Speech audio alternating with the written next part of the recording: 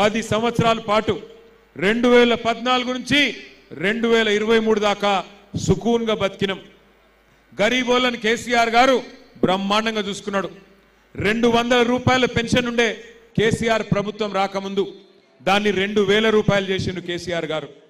ఒక ఆడపిల్ల పెళ్లి చేసుకుంటుందంటే కేసీఆర్ గారు మీరెవ్వరూ అడగక ముందే 1,116 రూపాయలు ఆడ కూతురు పెళ్లికి కళ్యాణ లక్ష్మి పేరుతో షాదీ ముబారక్ పేరుతో ఇచ్చి మేనమామలాగా సొంత మేనమామలాగా 15 లక్షల మంది ఆడపిల్లల పెళ్లిళ్ళు చేసింది కేసీఆర్ ప్రభుత్వం. అదే ఆడపిల్ల కడుపులో ఒక బిడ్డ పడితే నేను సర్కారు దవాఖానకు పోయి ప్రసూతి చేయించుకుంటా, అక్కడికి పోతేనే మా మేనమామ కేసీఆర్ ఇచ్చే కేసీఆర్ కిట్టు వస్తుందని చెప్పి సర్కారు దవాఖానకు పోయి ప్రసూతి చేయించుకుంటే మగబిడ్డ పుడితే 12,000 రూపాయలు, ఆడబిడ్డ పుడితే 13,000 రూపాయలు. మొత్తంగా తల్లిని బిడ్డను ఇంటి దగ్గర ఎక్కించుకొని మళ్ళా ఇంటి దగ్గర దించొచ్చే సౌలత్ కల్పించిండు కేసీఆర్ గారు. అట్లాగే బ్రహ్మాండమైన కార్యక్రమాలు వృద్ధులకు, వితంతువులకు, ఒంటరి మహిళలకు 2,000 పెన్షన్, వికలాంగులకు 4,000 రూపాయల పెన్షన్, హైదరాబాద్లో ఉండే మా గరీబు అన్నదమ్ముళ్లకు మరి బ్రహ్మాండంగా 1,50,000 పట్టాలు జీవో నంబర్ 58, 59 కింద ఇచ్చింది కేసీఆర్. 1,00,000 డబుల్ బెడ్రూమ్ ఇండ్లు హైదరాబాద్లో కట్టించింది కేసీఆర్. ఇంటింటికి 20,000 లీటర్ల మంచినీళ్లు ఉచితంగా ఇచ్చింది కేసీఆర్ ప్రభుత్వం. ఇట్లా చెప్పుకుంటూ పోతే అప్పుడే పుట్టిన పిల్లగాడి నుంచి పెద్ద వయసులో ఉండే పెద్ద మనుషుల దాకా అందరినీ ఆదుకున్నది కేసీఆర్ ప్రభుత్వం. ఒక దిక్కు పేదవాళ్ళని మంచిగా చూసుకున్నాం, మరొక దిక్కు హైదరాబాద్లో అందరి కారోబారు మంచిగా నడవాలంటే పరిశ్రమలు రావాలి, ఐటీ రంగం పెరగాలి, రియల్ ఎస్టేట్ పెరగాలి. ఆ పని చేసినాం 10 ఏళ్ళు. దానివల్ల ఏమైంది? లక్షల సంఖ్యలో ఐటీ ఉద్యోగాలు పెరిగినాయి, ఐటీ కంపెనీలు వచ్చినాయి. యాపిల్, గూగుల్, అమెజాన్ ఇట్లాంటి పెద్ద పెద్ద కంపెనీలు వచ్చినాయి. దానివల్ల లక్షల సంఖ్యలో ఉద్యోగాలు వచ్చినాయి.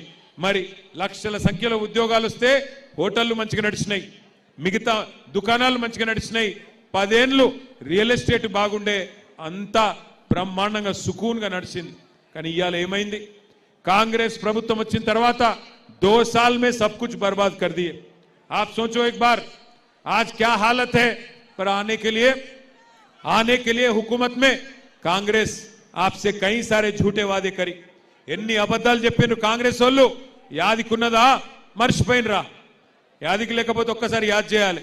ఒక్కసారి చూపెట్టండి కాంగ్రెస్ వాళ్ళు ఏమేమి కథలు చెప్పినరో ఎలక్షన్లలో. పెన్షన్ ఎంత వస్తుంది? 2,000 వస్తుంది కదా. వచ్చే నెల డిసెంబర్ 9 నాడు 2,000 కాదు, ఇందిరమ్మ రాజ్యం వచ్చి నీకు 4,000 రూపాయల పెన్షన్ వస్తుంది. ఎవరు అడుక్కునే పని లేదు. ప్రతి నెల 1వ తారీఖు నాడు ప్రభుత్వ ఉద్యోగికి జీతం వచ్చినట్టుగా ప్రతి నెల 1వ తారీఖు నాడు ఆడబిడ్డల ఖాతాలో 2,500 రూపాయలు ప్రతి నెల ఆడబిడ్డల ఖాతాలో వేయాలని కాంగ్రెస్ పార్టీ నిర్ణయం తీసుకున్నది. షాదీ ముబారక్ కళ్యాణ లక్ష్మిలో ఈ రోజు 1,00,000 రూపాయలే వస్తున్నాయి.